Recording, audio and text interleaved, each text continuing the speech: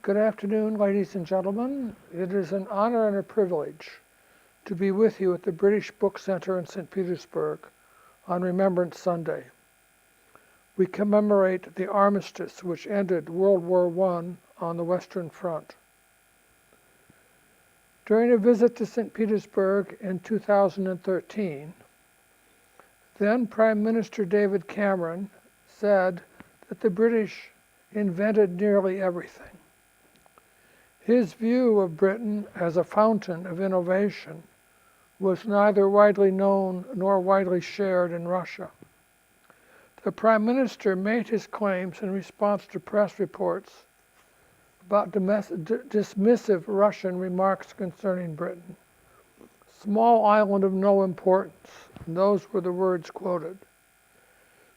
Here we have an instance of a subject which ought to be the focus of a whole book, the British and the Russians. They tend to have each misconceptions about the other. Russians tend to concentrate on Britain's role in very recent events, and they admit that Britain did well in World War II, but they often tend to have little knowledge of previous British history, and they are dismissive of the need to know anything about past British history. They say Britain made too many mistakes lately, and anyway, it is currently in decline. Yes, Britain in the 20th century has declined. World War I began the decline, but decline was especially sharp after 1945. Britain seemed, for a moment in 1945, to be a great power, a world power, but that moment faded quickly after 1945. The American statesman Dean Acheson said at West Point in 1962 that Britain had lost its empire without finding a new role for itself. I will discuss the causes of Britain's decline this afternoon. In order to do so, I will make use of a novel called The Secret Adversary, a mystery novel which Agatha Christie published in 1922, just after World War I. I will argue that The Secret Adversary, this mystery novel by Agatha Christie, anticipated the key elements which historians later identified as causes of Britain's 20th century decline. Historians said that England, not Britain as a whole, but specifically England, had a religious and a moral culture which was hostile to capitalism. Some key characters in The Secret Adversary embodied this cultural hostility to capitalism. One character in particular made choices which were very symbolic of a hostility to capitalism. Have we got that in Russian? No. The date 1922 was significant. The year before, Britain's leaders had judged themselves to be at the very zenith of their power. In 1921, General Smuts, the Prime Minister of South Africa, said that and I quote, that the empire emerged from the war, World War I, quite the greatest power in the world. And it is only unwisdom or unsound policy that could rob her of that great position. So in 1921, the government said it was the greatest power in the world. These words are quoted from Corelli Barnett's The Collapse of British Power, published in 1997. Many elite persons in Britain today agree that Britain declined in the 20th century, and they often blame themselves. They know themselves to evince a degree of selfishness that has corroded the basic integrity of British life. The list is endless. The banks fail, but the bank directors take huge bonus payments anyway. Press tycoons hack the phones of murdered teenagers and then manage to put the blame on underlings to whom the tycoons gave huge payoffs. the press and politicians falsely represented their connections to one another, and when they are caught, then their mobile text messages become public, but nothing much happens as a result. There is no punishment. The press and politicians misrepresent the connection of public policy to political donations, and nothing much happens. Ordinary people must share some of the blame. They often imitate the selfishness of the elites. Few people want to work hard. No one wants to work in dirty, low-paid jobs. Many would rather be on the dole or steal. When I was young, an old-timer at Cambridge University told me that he had met Albert Einstein when Einstein visited there before the war. Einstein had trouble with the British money. It was very complicated then, pounds, shillings, and pence. Britain was poor in those pre-war days, and everyone knew that the money was confusing to strangers. But you always got the correct change when you bought something. Now the country is richer, and it has decimal coins, pennies with no more shillings, but you have to count your change whenever you buy something. You have to count the notes as well as the coins. For another thing, the country used to be peaceful. It used to be orderly. But it is not peaceful now. It is not orderly. It is violent and dirty, and sometimes it is even given to public riots. The trains used to be cheap, clean, and punctual. Not now. People used to respect the police. Not now. And I might add, the police used to be unarmed. And more frequently you see police heavily armed, especially when they are doing anything connected with politics. Like the infamous British politician Enoch Powell, many white people, especially in the South and East, the area around London, blame immigrants. The thinking is that immigrants changed Britain out of recognition. Yet the elites of the South and the East themselves allowed the immigration, doing so because it made rich people richer. On the one hand, the elites condemned immigration, thinking it undermined the basis of British culture. On the other hand, immigrants worked hard when they first arrived, and they did the work that ordinary British people would not do.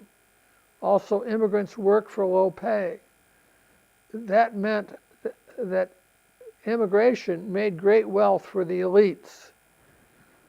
This is one of my favorite points. Having lived in Japan, I'd like to say that Japan doesn't allow immigrants. And Japan has many of the same difficulties that Britain has today. Japan is still clean and safe, but it has many of the, what you might call, soul difficulties that Britain has. It seems to have lost its way. Both Japan and Britain have. And so I don't think that blaming immigration is the solution to the question of why Britain has declined. How did all of this connect to Agatha Christie's murder mystery? The plot of The Secret Adversary is easy to tell. Two young English people became involved in an espionage operation.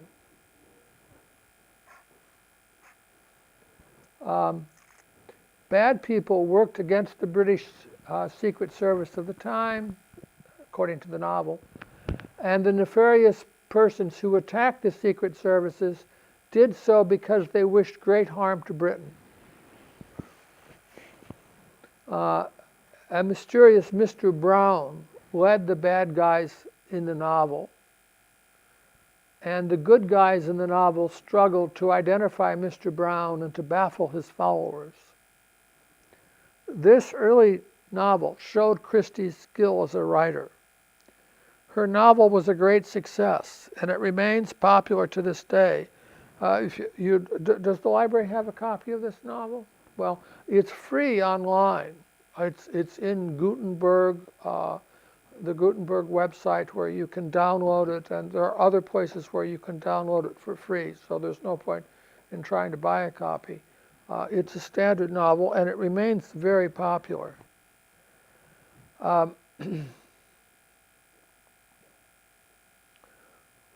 novel was a great success, and it remains popular to this day. Truly, however, Christie's plot is of little interest to us now, because the plot does not help us to understand Britain's decline.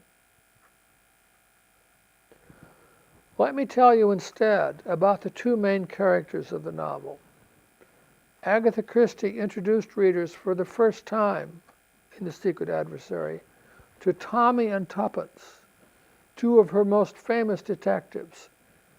She would make readers more familiar with Tommy and Tuppence in many subsequent novels and stories. In The Secret Adversary, Tommy and Tuppence were very young.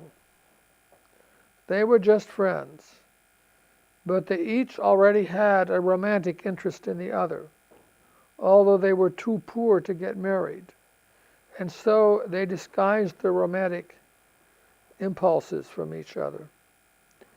Tommy was a recently demobilized young man, a soldier, who had a good war record. You should know that Tuppence meant 2 pennies. In other words, she was very poor.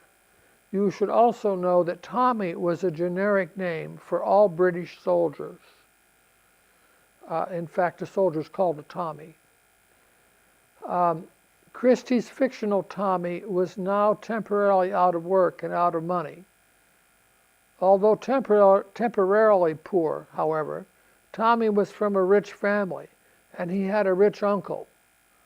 Unfortunately, his mother, now deceased, had quarreled with Tommy's rich uncle, and therefore Tommy had no communication with this uncle out of filial loyalty to his dead mother. So Tommy won't speak to his uncle because Tommy's mother quarreled with the uncle, and Tommy wants to be loyal to his mother who's dead. Tuppence was a young woman who had also done war work, although not in any military way. At the beginning of the novel, Tuppence said that she would marry for money, and she wanted to meet a millionaire who would propose marriage to her. In the course of the novel, she did meet a millionaire, an American, named Julius P. Hersheimer, and he did propose marriage to Tuppence, but Tuppence rejected him. She preferred Tommy. She thought Tommy's loyalty to his dead mother showed his good moral character. In short, Tommy was an English gentleman. Julius was not English and not a gentleman. Let me add that I'm an American myself, and I always find amusing the presentation of Americans in British literature, and I don't listen much to the BBC, but I used to listen to it, and I was amused at their presentation of Americans. A colleague of mine told me that the secret to Britain and America is that each thinks the other is a better country. And at the same time, I think that each misunderstands the other. And in the case of the British, it seems to me that they like the worst things about America. I mean, the food, for instance.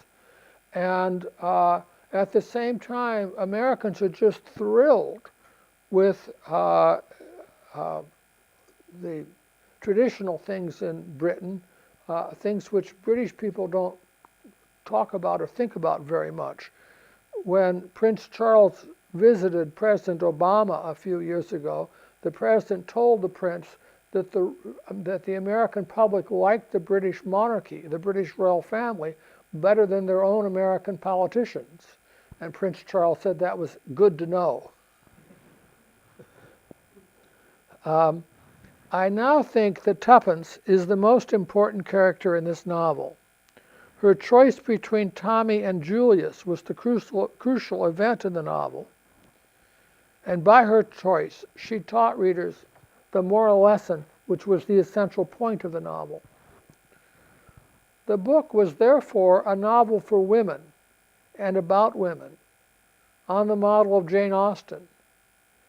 I came to see the novel this way while teaching young graduate students at the philology department of St. Petersburg State University. The students were all young women, and they read The Secret Adversary.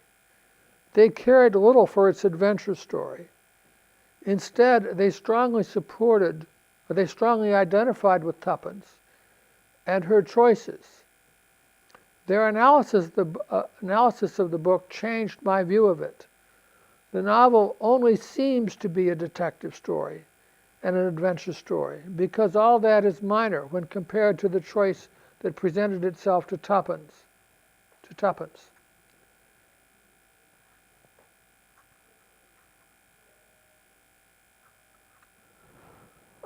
Christie identified women as a main component of her audience when she dedicated her book in these words, and I quote, "To all those who lead monotonous lives in the hope that they experience at second hand the delights and dangers of adventure." Christie's insight, her dedication, was a valuable one. On the one hand, we all know that young men in the trench warfare of World War I had terrible ordeals. And when we think about the war, we think of the young men and the many of them who were dead as a result of the war. And this is the day when they are remembered. But on the other hand, and this is the point of my talk, we also need to remember the women at home in Britain. These women were safe in World War I, but they were bored. The war was not a terrible ordeal for women on the home front.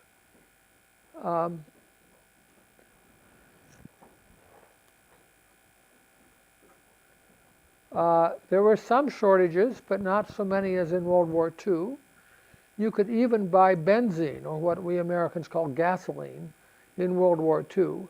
You could even buy benzene if you had a car. The trick was to have bought the car before the war, because you could not easily buy one during the war. You could buy benzene, but you had to have your car already.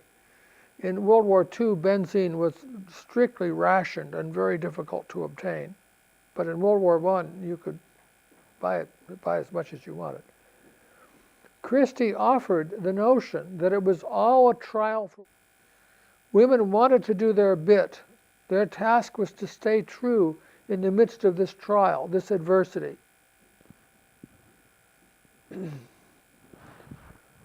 The Secret Adversary also was in some ways a fairy story, and the espionage plot descended upon Tommy and Tuppence much like a magic spell.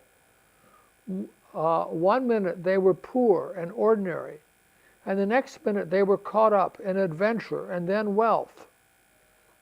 Many women of that generation were not able to marry at all because so many men were killed in the war.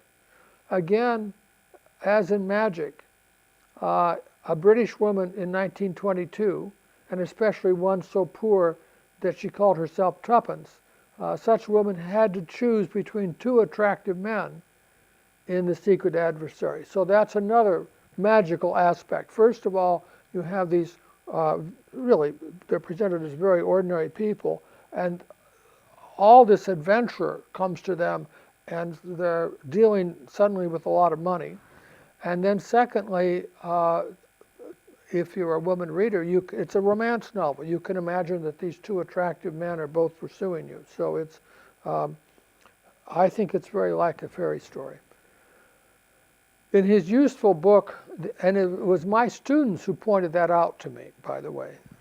In his useful book, The Uses of Enchantment, Bruno Bettelheim offered a handy set of tools for analyzing fairy stories.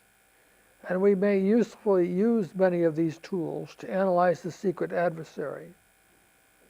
I don't know whether people in Russia read Bruno Bettelheim, but it's a standard book on fairy stories, and widely read it's an academic book, but it's widely read in Britain and America. For one thing, Bettelheim said, and this was why his book is useful for us here today, that most fairy stories focused on women. The men in them were usually cardboard figures. The men in most fairy stories were two-dimensional, which is to say that they lacked depth. If you think about it, that's true of the secret adversary. The men, good or bad, are simply good or bad. Even Tommy, for all his being central in the novel and its most important male character, Tommy is a gentleman, but he was also a bit like a talking robot. He could be replaced by an answering machine. All he did was to be brave and loyal and honest. You know, you push the button and he's brave and loyal and honest. Tommy was, Tuppence, on the other hand, was a character with depth. She was complex. She was divided in her opinions, and she made difficult choices.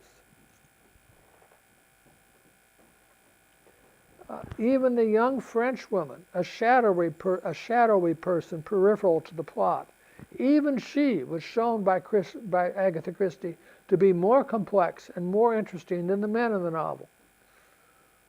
For another thing, Bruno Bettelheim said, fairy stories taught young women, and especially young people, and especially young women, how to make moral choices. This was Bettelheim's chief point, that fairy stories are literature designed for adolescents who are becoming adults. And the fairy stories tell adolescents what the moral standards of their societies are, what those standards are. And so in reading fairy stories, you're reading moral persuasion. This is exactly, I think, the case with The Secret Adversary. It taught moral lessons. It taught readers, and especially women, the moral choices which they had to make in Britain after World War I. By reading The Secret Adversary, young women could imagine themselves to be doing their bit for their country.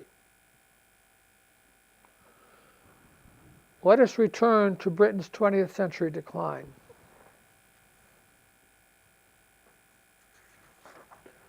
The importance of The Secret Adversary now, today, is that Agatha Christie foreshadowed the main theories by which British and American historians have lately sought to explain Britain's 20th century decline.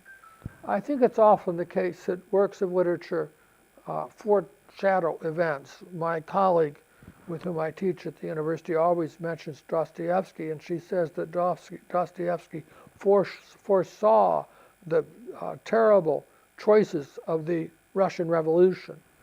And I think The Secret Adversary foreshadows many aspects which historians of British society, those aspects which current historians point to explain Britain's decline in the 20th century. In order to understand this, we must review the work of three scholars, Corelli Barnett, Dennis Kavanagh, and Martin Weiner. Everybody okay with all this? Am I going too quickly? First, let's take Dennis Kavanagh. In order to understand Weiner and Barnett on Britain's decline, we need first to understand the basic background of British politics. We need background. We need to get that background, and we will get it by reviewing a bit of 20th century British political history. Kavanagh is the most famous historian for this material, and here's what he said. He spoke of a post-war consensus. Let us start with that notion of consensus. Kavanagh said that there were three 20th century British elections which were the most important elections of the century. They were the crucial turning points. First, 1906, which was a liberal landslide and produced the liberal government which led Britain into World War I. We could talk about that some more, but let's do that later. A second crucial election was in 1945, an election which brought the Labour Party to power. And the third crucial election was in 1979, the election which brought Margaret Thatcher to power. Kavanaugh said that these three elections were the crucial turning points of 20th century politics. The 1906 election brought to power the Liberal Party, which was the predecessor of the 20th century Labour Party. Eventually, the Liberal Party, it still exists in a small way, but it basically disappeared in the 20s and the 30s and was replaced by the Labour Party. The Liberals led Britain in the early 20th century, and they largely disappeared. The 1945 election created the post-war consensus. That's the main point. You get to 1945, and there's an election. And according to Kavanaugh, the election created a consensus. What's consensus in Russian? It created a basic political agreement, which changed the country. By consensus, Kavanaugh meant that the conservatives accepted Labor's post-war reforms after 1945. Clement Attlee and his post-war government nationalized many British industries, and they instituted other socialist measures. The two parties alternated in office after 1945, but the labor reforms remained, more or less, and the public and the politicians of both parties agreed that they should remain. So that's why it's a consensus. The Labor Party came in 1945, and they passed socialist legislation. And when the other party, the conservatives or the Tories, returned to power, they did not repeal this legislation. So for a long time after 1945, there was an agreement, a consensus created by this labor government of 1945. Eventually, these measures were repealed. That happened in 1979 when Margaret Thatcher became prime minister. She said she would strangle socialism in its cradle. And she reversed the policies of 1945, breaking the post-war consensus. She created a new consensus. When Labor returned to power, they did not reverse her policies. Kavanaugh said that all three elections were fought on domestic issues, and no issue of foreign policy was decisive in them. That's one of the things you have to understand about Britain. It looks inward. It doesn't look outward to the extent that you might think it does. America's like that. It just doesn't care about foreign countries. And certainly, when elections come, they're conducted on the basis of domestic issues.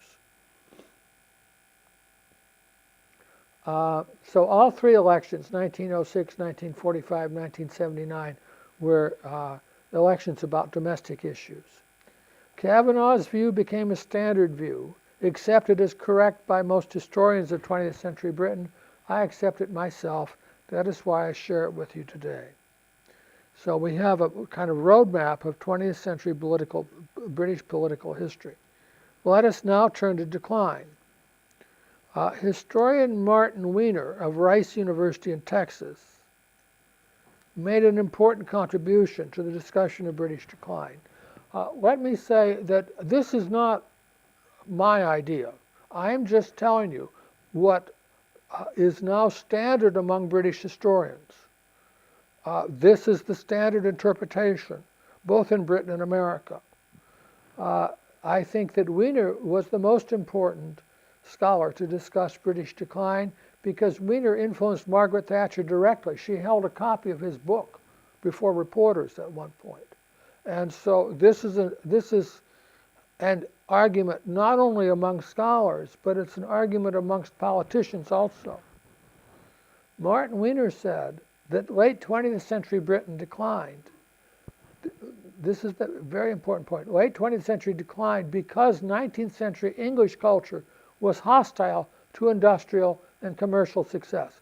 19th century English culture was hostile to commercial and industrial success. This was the main point. In the Protestant Reformation of the 16th century, English people broke with the medieval authority of the Pope and the Roman Catholic Church. England created a modern Protestant Church of England. And they also called it the Anglican Church.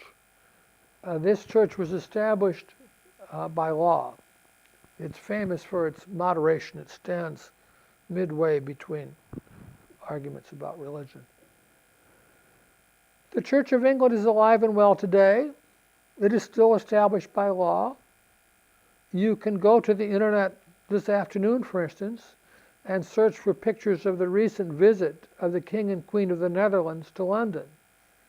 In pictures of the elaborate state dinner, you will see that the Dutch Queen sat between the Prince of Wales on her right and the Archbishop of Canterbury on her left, the future king on the one hand, and the chief clergyman of the Church of England on the other hand.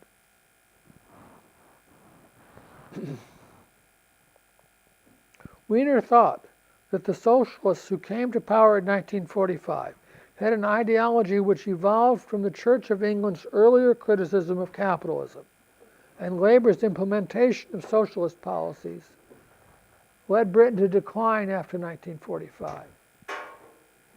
This is the main point. I mean, I don't know how to emphasize it more fully. The problem was that the sophisticated, educated people were not interested in commerce. They were not interested in science. They said they weren't interested in money and wealth. This was the argument that they obtained from the religious background. So these are the main points: Church of England, rejection of capitalism, and then British decline. Labour Party policies in 1945 reflected English and specifically Church of England values. The Church of England's culture was a gentlemanly one. The Church of England favored manly virtues such as honesty and bravery and more. Hostile environment for a thrusting forward, money-hungry capitalism. I would like to say that I think these arguments are actually much older than England and the Church of England. In the Greek historian Herodotus, you find that who was hired by the Athenian state to instruct the youth of Athens on the lessons of the great war with Persia, Herodotus told them, he had made a tour of the Mediterranean in order to get information for his lectures, and he's kind of a wonderful writer. He never says a racist or hostile thing about foreigners. He's, for instance, very fair and accurate with the Persians, whom the Greeks fought in the war.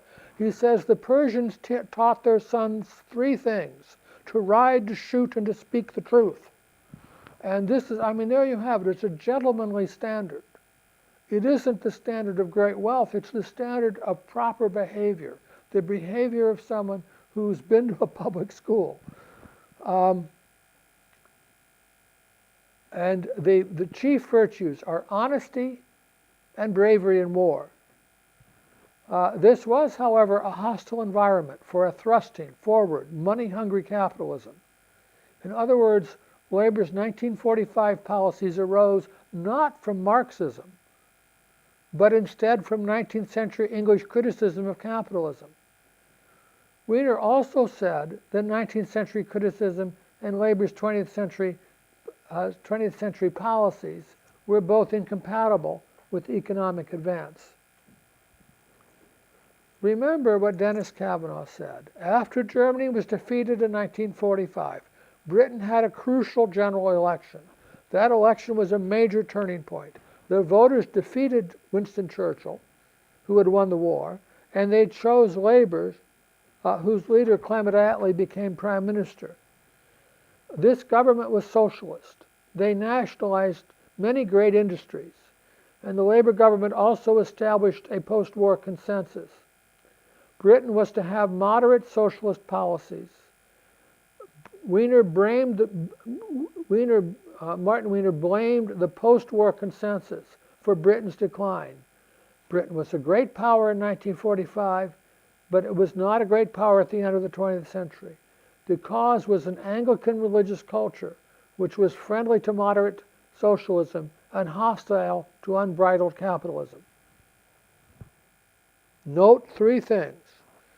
Wiener did not attribute British decline to Marxist doctrine in the Labour Party.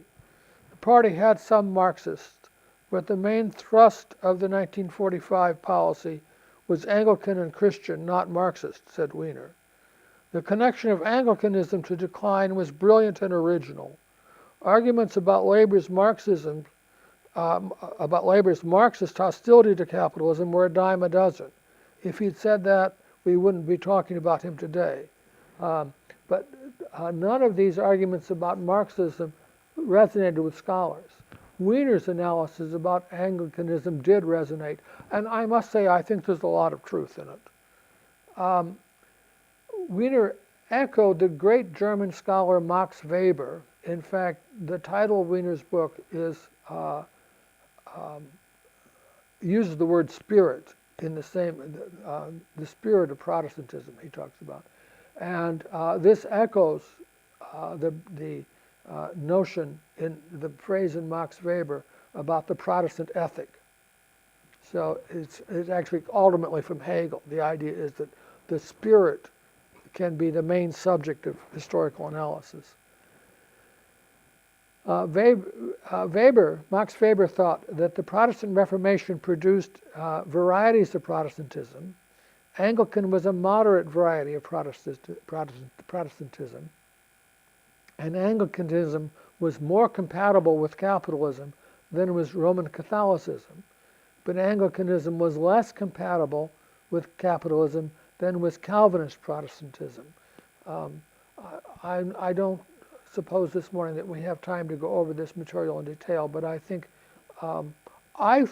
that the Reformation is an essential background for understanding Britain even at this very moment, and I think that it deserves more careful study by Russian people.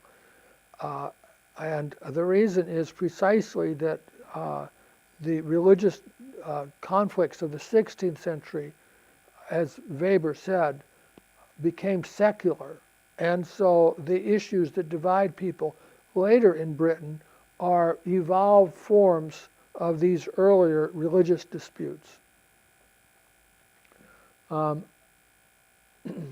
Like Weber, Wiener thought that capitalism had a spirit, and he also thought that capitalist religious and cultural traditions agreed with that spirit, while other religious confessions did not agree with it.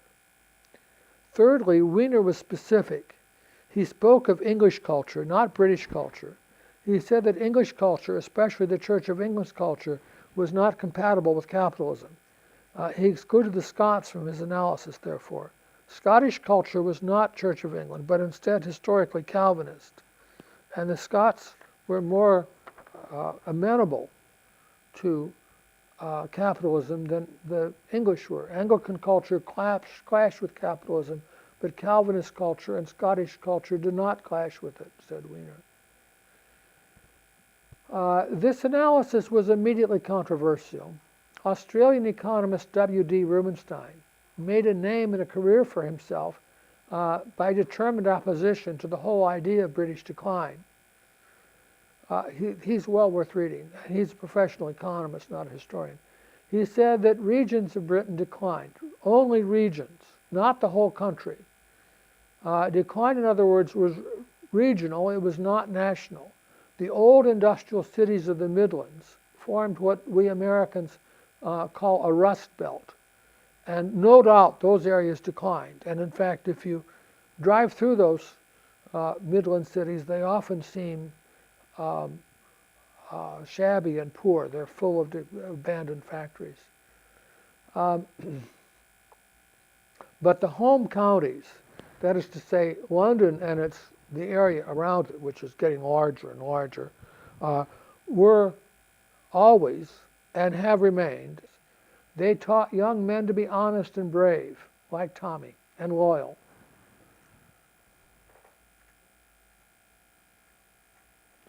I said there were two major historians of decline. The other was Corelli Barnett, whom I quoted at the beginning.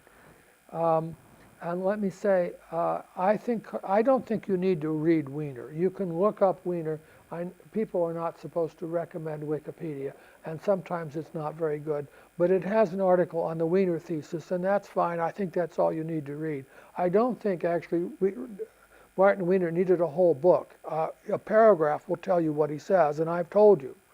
And I don't think you need further elaboration. On the other hand, Corelli Barnett was a really good historian and fascinating to read, really interesting.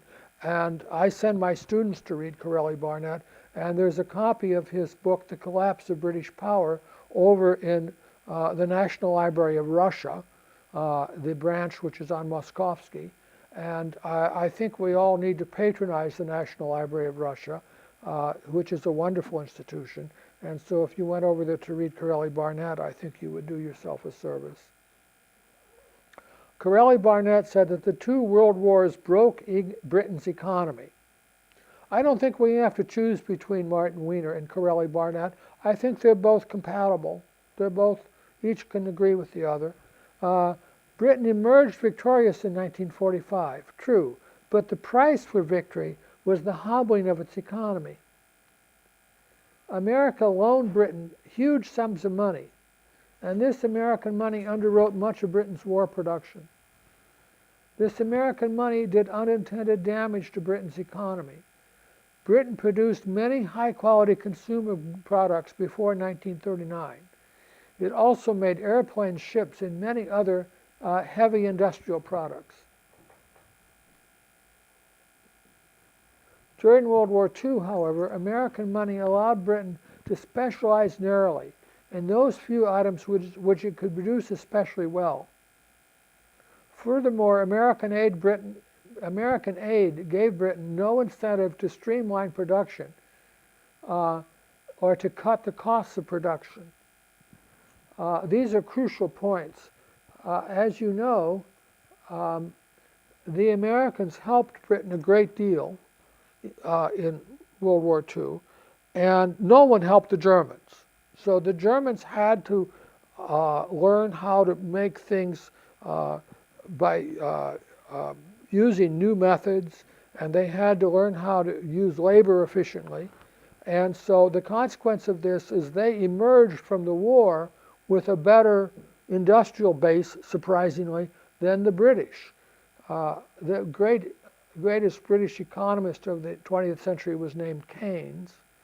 And he said that the British and the Americans bombed Germany by day and by night.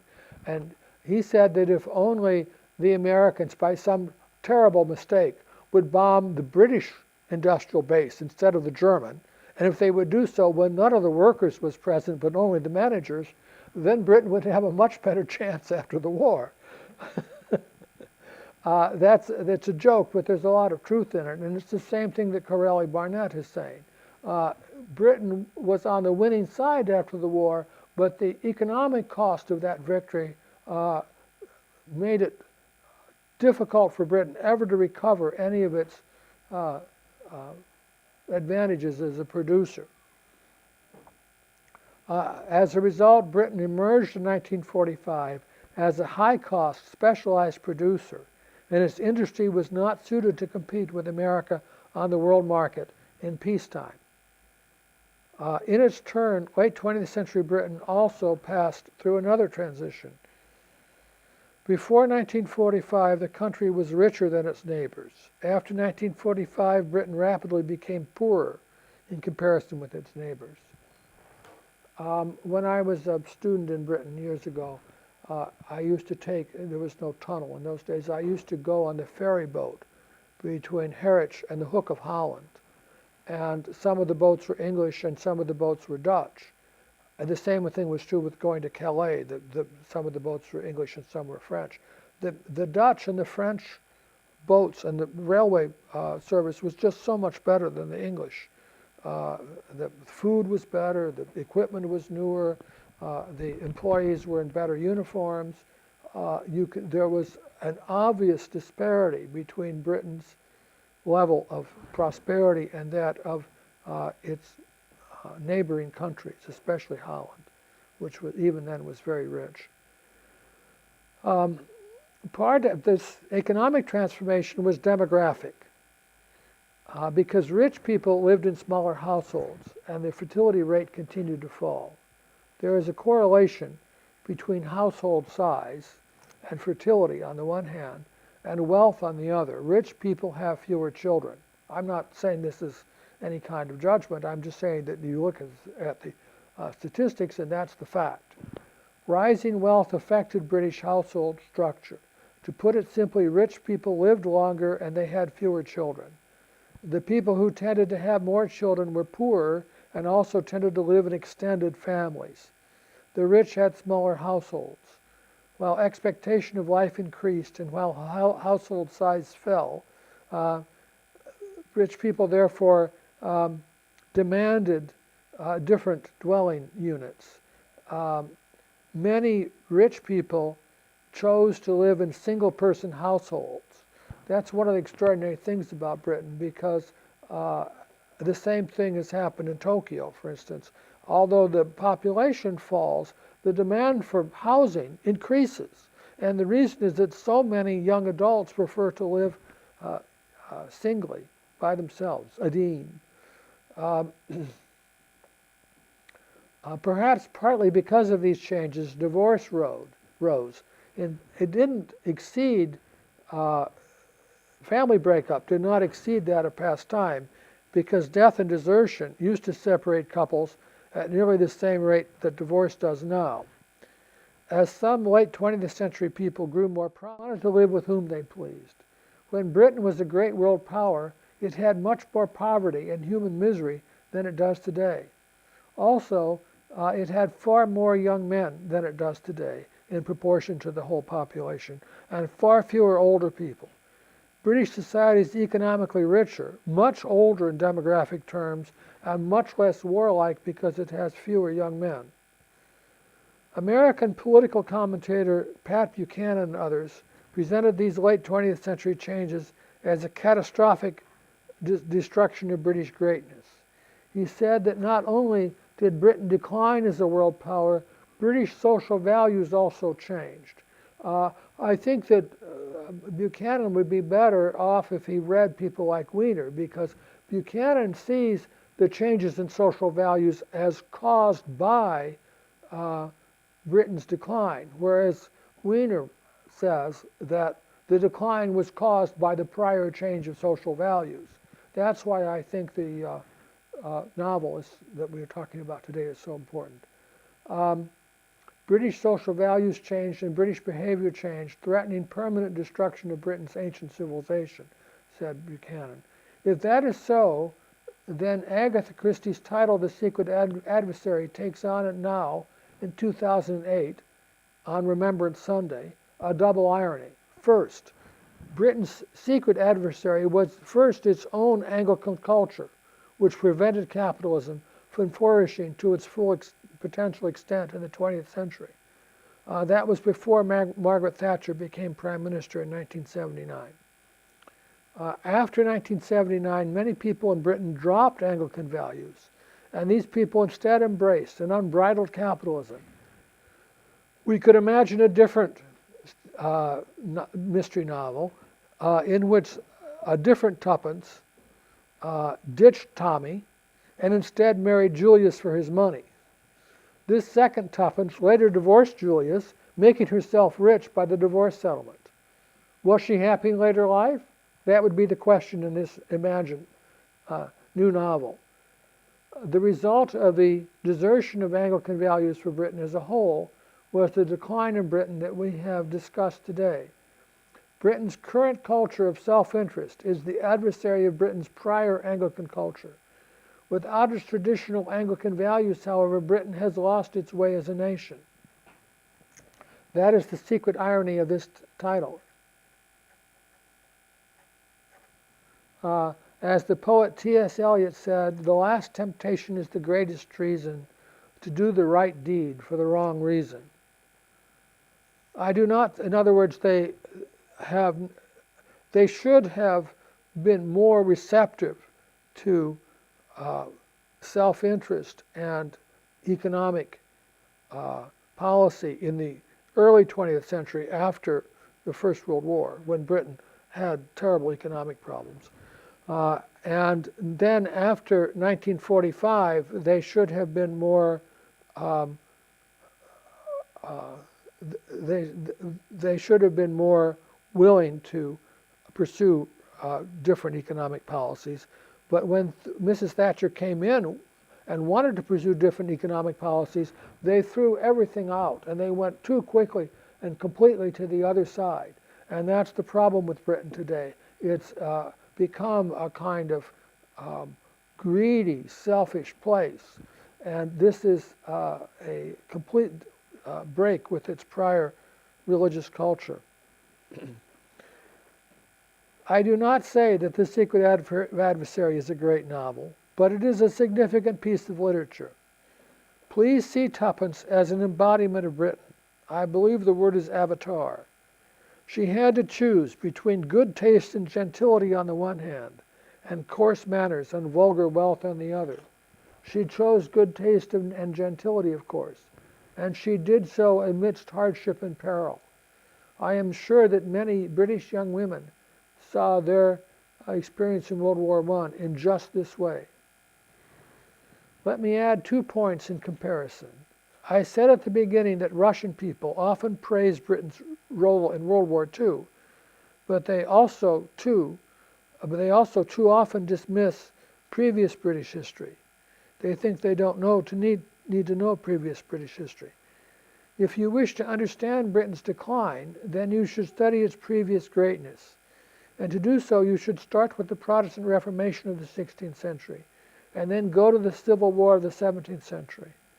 To begin your study of the Protestant Reformation, let me recommend another detective story, one called Dissolution, a 2003 novel by C.J. Sansom.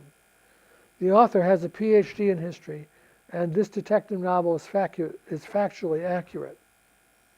Whether it is also accurate in its analysis of the Protestant Reformation is the question with which you should begin your study.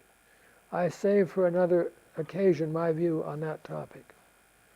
As an American citizen who lives in Russia, I also urge you to leave off discussion of recent political events in America.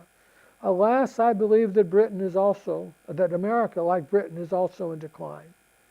You should instead forget about current politics and instead study the American Revolution of 1776 and the American Civil War of 1861 to 65.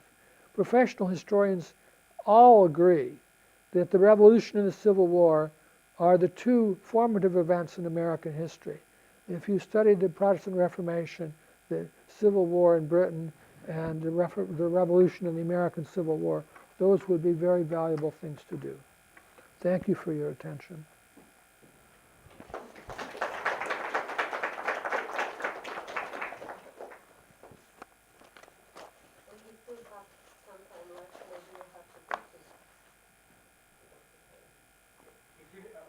Yes, sir.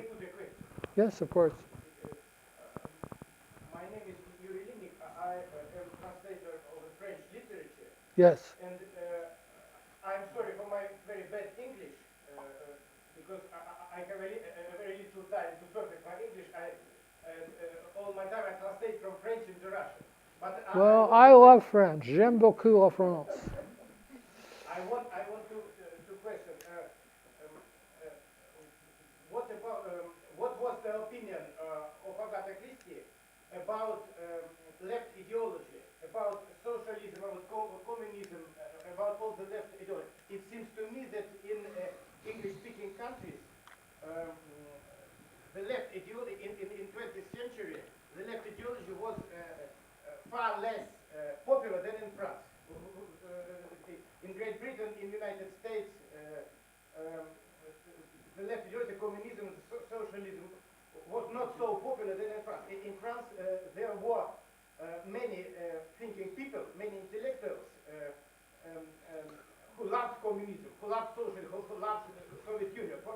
example, Jean-Paul Sartre, who was a member of the French Communist Party and who negated the existence of Stalin's gulag, who negated the existence of Stalin's prisons.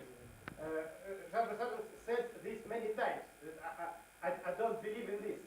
All the stories about Stalin's gulag, all the stories about Stalin's repressions are lies. And it seems to me that the novel 1984, George Orwell, was a polemic with French left thinkers, with French left intellectuals. It's my non-professional opinion. I'm not a scientist, I'm a philologist, but I'm not a scientist, I'm a translator, but it seems to me that, George Orwell created the novel 1984, especially for the French left intellectuals, the French left thinkers, like Jean-Paul Sartre. This is the polemic with French left intellectuals.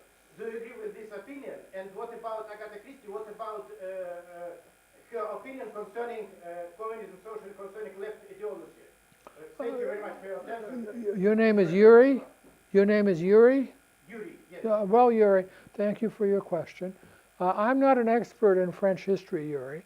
I didn't tell you much about the plot of The Secret Adversary, but the plot is that what you would call left intellectuals are attempting to undermine Britain. And so she identifies the secret adversary as this threat.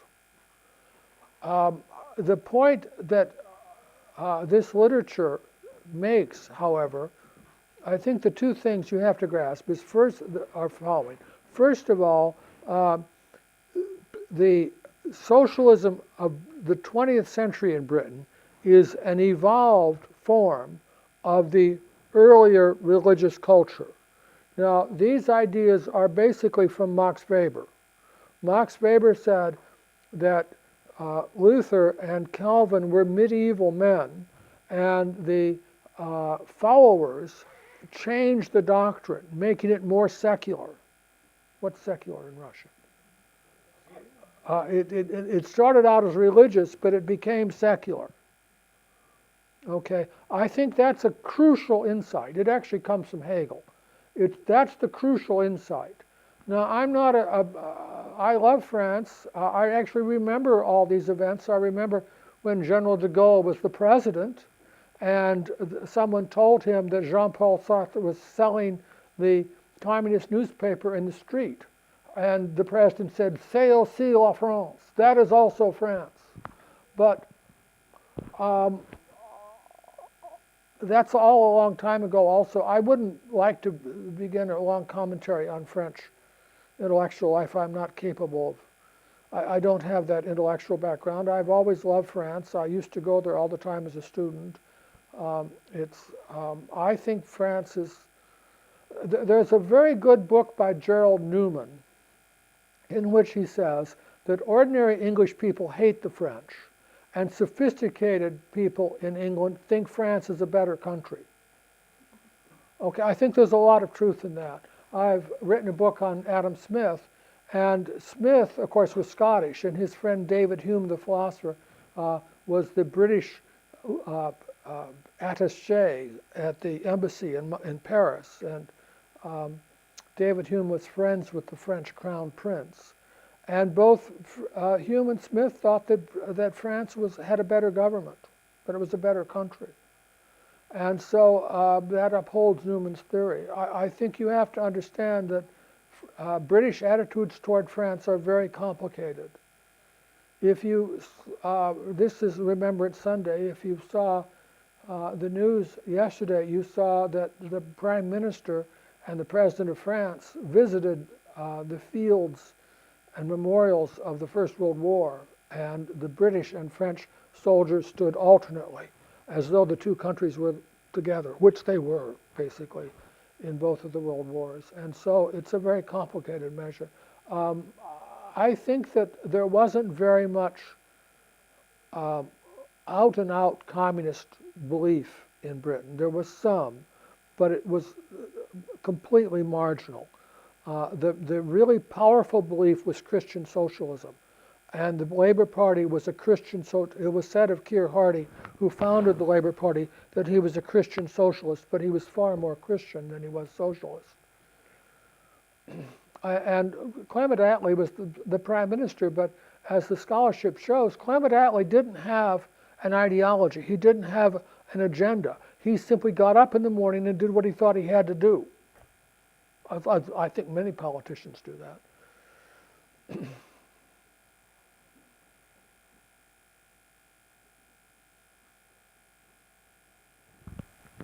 Anybody else? Yes, sir. Sorry.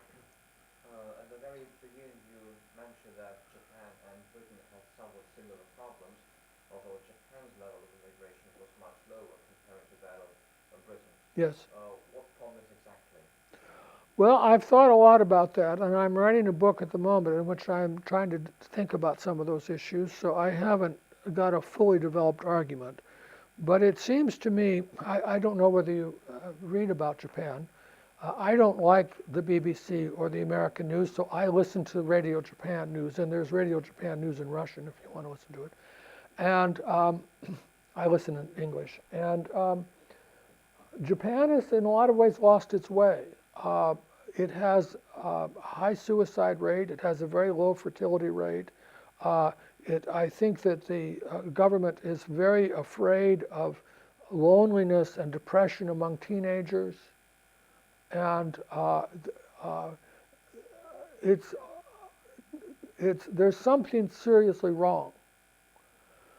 Now, the same things occur in Britain, and many of these problems in Britain are attributed to immigration. I don't have a big speech about immigration, but I think that in both Britain and Japan, you had people who were devoted to an imperial idea. And in both countries, I had a Japanese student of British history who went to study in Britain and came back. And I said, what did you think? I said, is Britain richer than Japan? He said, oh, of course not, which is true, it isn't. And then I said, well, what's it like? He said, the English always think, the English are very proud. They always think they are the best.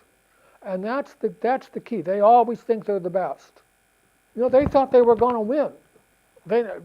Even when the Japanese were coming into Burma on the border of India, the British were planning to annex Thailand after the war. It never occurred to them they were going to lose. And it's a lot of ways it's an admirable quality, but it gets a little irritating sometimes. They've lost that. That's the point. The Japanese also thought they were better than other people, and it did them a lot of harm, but it united the nation and made them a powerful force. And having lost that, they've replaced it with a culture in which individuals can do absolutely anything to pursue their self-interest. As long as you don't get arrested, it's okay. I've written a book about that. A British culture at the moment is very, very oriented towards self-interested action. And the consequence of this is that there is no sense of community. That's what's missing. And people blame that on immigrants, but in fact, I think the immigrants were allowed in precisely because immigrants were prepared to work, and a lot of British people were not prepared to work. The London joke is that Idi Amin saved London. I don't know whether you remember Idi Amin. He was an African dictator, and he expelled all the people who had come, or descendants of the people who'd come into in the days when both were part of the British Empire. The British allowed a lot of Indian people to come, and Idi Amin threw them out as foreigners, and they didn't want to go to India, so they went to London. But they were prepared to work hard, and so they actually fitted in very well. It's a joke, but the point is that immigration didn't cause the cultural and social problems in Britain. In a sense, it occurred because of those problems. The Japanese are not prepared to allow immigration. If the country's population falls by half, as a colleague of mine said, well, maybe Tokyo real estate prices will fall. They're prepared to live with it. It's a strange situation. I urge you, I know Britain has been hostile to Russia. I urge you to see this as the result of decline. Britain is not itself. It's undergone unfortunate changes. Used to be a very great nation. Any other questions? Yes, ma'am. Sorry, can I make a question? Yes, of course. My name is Ludmila. Okay, Ludmila. Perhaps it is not on the topic of your lecture, but I have recently been in England, in Yes. London, and something just struck me. You know that very popular were the novels and film versions of John Rowling about Harry Potter. Yes, yes, yes. And some time before, we had a great, how to say, admiration, and there were many admirers and fans of John Ronald Tolkien. But now in London, I saw no any mentions, no any famous places connected with Tolkien, only in Oxford. But about Harry Potter, there were a lot of some coats and some souvenirs in the shops. Can you explain why is it so? Because to my mind, Tolkien is very, very great. Well, Ludmila, I'd like to tell you that I had, there's an English poet named Chaucer, and when I was a young student, I took a course on Chaucer, and the teacher had been a student of Tolkien's and knew him personally. But you have to remember that Tolkien wrote those books and sold the rights to the books for very little money and died. Okay? And Tolkien's heritage is in the hands of commercial people. It has nothing to do with Tolkien. Now, Rowling is still alive, God bless her, and is very much in control of everything. And so she's profiting herself. She just bought a yacht. She's profiting from her writing in a way that Tolkien did not. And so I think that, and also, of course, her work is much more recent. I enjoy both of those, the writings of both of those authors. I would suggest to you that the main impact of that work has been through the movies rather than through the books, it seems to me. But I'm not an expert on that. I haven't thought much about it. Okay, Ludmila. Did you have a question? What's your name? I think as well, the guy on the right that you mentioned Japan as well as your narrative, and it's very interesting to me why exactly Japan. Like you said a lot of words about its political and social culture and situation. Why exactly Japan? Do you have some personal attitude to this country, or do you investigate your researches about Well, I would like to say I lived in Japan. I like Japan a lot. What I learned in Japan is I don't know anything about Japan. I think Japan is very difficult to understand. I like Russia better than Japan, speaking as a foreigner. Russia is basically a Christian country, and it's a Western country, and I understand it better. I don't understand Russia either, but I understand it a little bit better than I understand Japan. Japan is, the quality of daily life is maybe the best in the world. It's clean, it's safe, the food is wonderful, people are unfailingly polite, it's beautiful. So I have a great affection for Japan. I don't claim to understand it. I'm not a scholar of Japan, but I think it's very difficult for Western people to understand Japan. Let me tell you a story. I had a Fulbright to the University of Tokyo, and Fulbright grants in Japan have a huge reputation. And I went to a conference in which the leading American scholar on Japan, I won't mention her name, spoke. And this was, the crown prince came to one of the conferences, and the emperor and empress came to another. So you see how important they were. And they were on television. And this speech of the scholar was on television. And I was staying with Japanese friends. And I went back to the apartment to talk to my friends, and they said, that woman embarrassed herself. She doesn't understand Japanese. She should have spoken in English. And I don't think that Japanese people are ever very candid or truthful in public situations. There's so much courtesy in Japan that it's very hard to know what anybody really thinks.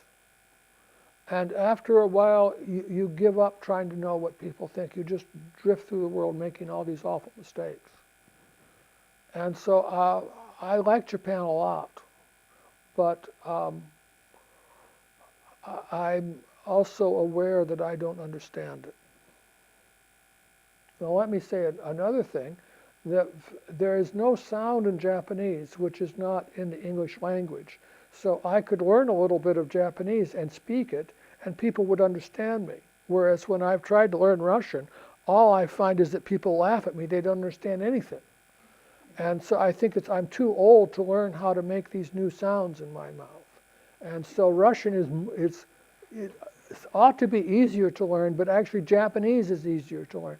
Japanese requires you to change your speech in consequence of your own gender and social rank, and the gender and social rank of the person to whom you speak. And so it's just hopelessly complicated. Nobody could understand all of it. It's just awful. That's why the emperor sounds strange to Japanese people, because he doesn't use polite language. He has no superior. It's a very complicated society.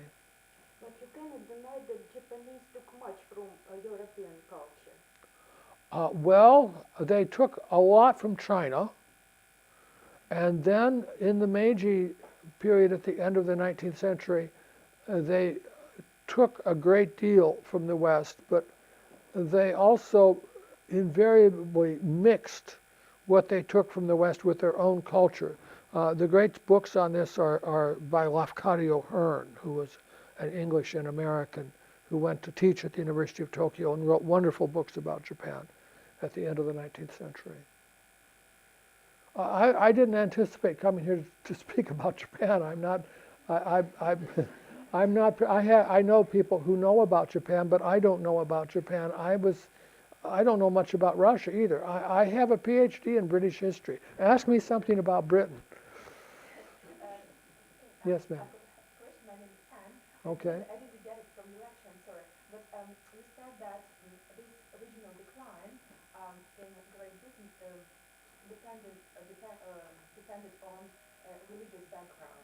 That's the argument. Is it really so nowadays? And is there a correlation between economic development and religious background?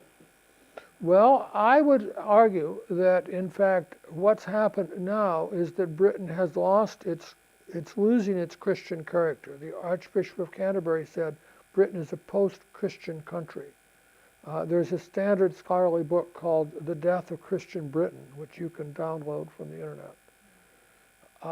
I think that as a follower of Max Weber, I can see stages. First of all, you have this Protestantism of the Reformation, and then it evolves, and finally it becomes secular. So somebody like Tommy is not going to church, but he has all the values that the religious background teaches. And then now the country seems to have lost those values. I wrote a book on Princess Diana, and that was my argument. I think that Christianity is failing in Britain, and I think the British people are going back to a pagan culture in which people believe that there's some kind of power, but they don't believe in Christianity, and they become